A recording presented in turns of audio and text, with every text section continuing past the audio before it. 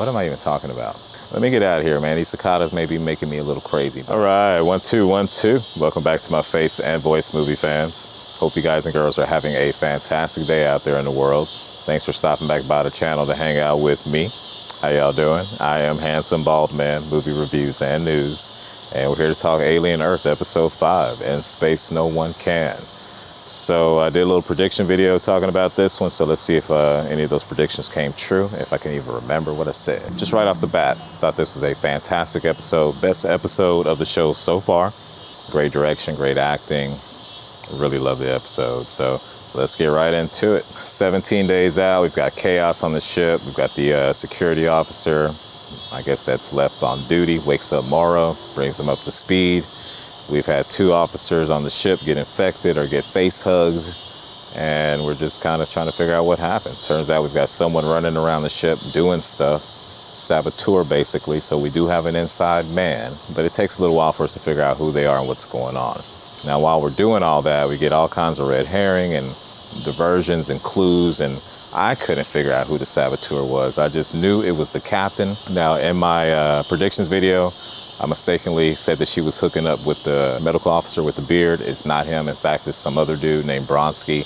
I don't remember what his job was. As far as Mr. Tang, the synthetic, kind of a crazy take on a synthetic. I mean, this guy smokes cigarettes. He's just kind of a creep. Kind of dug the way he spoke. He was a cool character while he lasted. Wouldn't mind seeing more of him. Maybe they can roll another one off the assembly line and we can get his character back on the show at some point.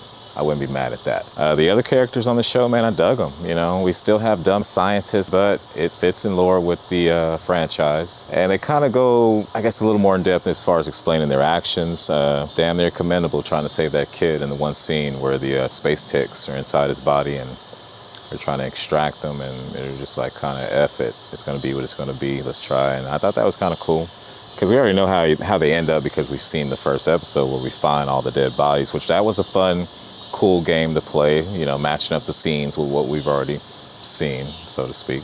And once we got to that room and that was happening, I was like, oh man, this is where they're going to be bleeding out of the eyes before the scene's over.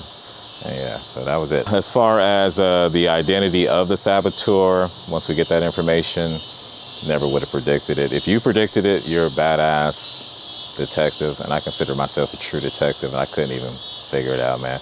It's somebody we've not even seen really, but briefly in that opening shot when they're all eating together, Nostromo style.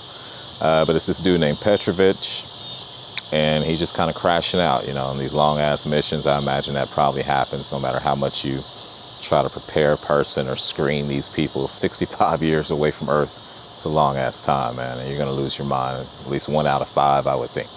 But that's just me. Petrovich is bitter. His wife had her eyes eaten out and bugs laid in them. Not sure what creature did that. Maybe that's a space tick monster. Maybe that's the eyeball monster. Maybe there were 2 of them. I don't know, but he did say eyes. You know, sometimes you get into these shows and you just start digging for clues. I may be reaching on that one, so let's just leave that one alone. But yeah, Petrovich is in fact in collusion with the boy Cavalier, so I did predict that one 100%. So like and subscribe just for that one if you think that's cool. As you can tell by this grin, I'm proud of myself for that one. And as far as Morrow and his revelations, man, it's tragic. I thought it was more of a Ripley situation where, you know, she died during that 65 years from like old age. But nah, man, she was like 19 years old, died in a fire. It's just unfortunate stuff. That definitely helps me understand his character and why he's motivated the way he is. And he's just so dedicated to Weyland-Yutani. Somehow he thinks that's his family now. You know, obviously the grandmother found him as a kid. I'm sure we'll see that at some point in the flashback.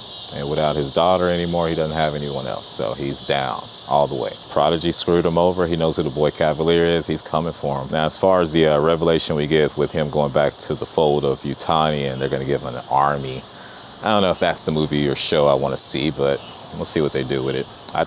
Could be interesting because Cavalier is probably going to breed a xenomorph army that Wendy can now lead. This is crazy stuff. I can't believe I just said those words. But yeah, looks like a great time coming up in the future. Now, I haven't seen the next episode preview, so I'm going to watch that and make a video talking about that. So make sure you come back for that. Subscribe if you don't want to miss out on that. The eyeball monster, let's go back to that one. This guy is brainiac. I mean, he's so intelligent. The way he distracts the scientists to help the little, I almost call them stink bugs, but the little ticks, space ticks, escape, and how they even put the webbing at the top of their canister to obscure their actions. I was like, man, this is kind of well thought out, a little more well thought out than the usual shtick, you know, we get in the franchise sometimes. Been rewatching the movies, and they take some lazy options, especially Alien Covenant. I'm looking at you. Yeah, the eyeball monster. Yeah, super cool brain. Watching this guy operate. I don't know if he can control the other creatures, but he facilitates, you know, his escape. Seems like he helps out with the space ticks. We see him inhabit one of the crew. I can't remember the guy's name. Shamil Shavazia. Terrible joke. But yeah, we see him inhabit the engineer. It gets interesting, man, because they fight, and he tries to bite the xenomorph on the neck while he's in the human guy. And I was like, wow, that would have been a horrible graphic scene if he would have actually bit him and the acid would have melted his face. But the xenomorph seemed scared, and he seemed like he was in pain.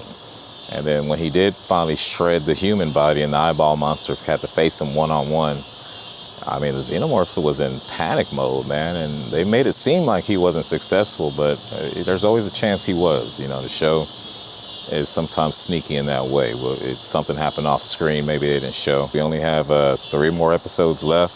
Fantastic show.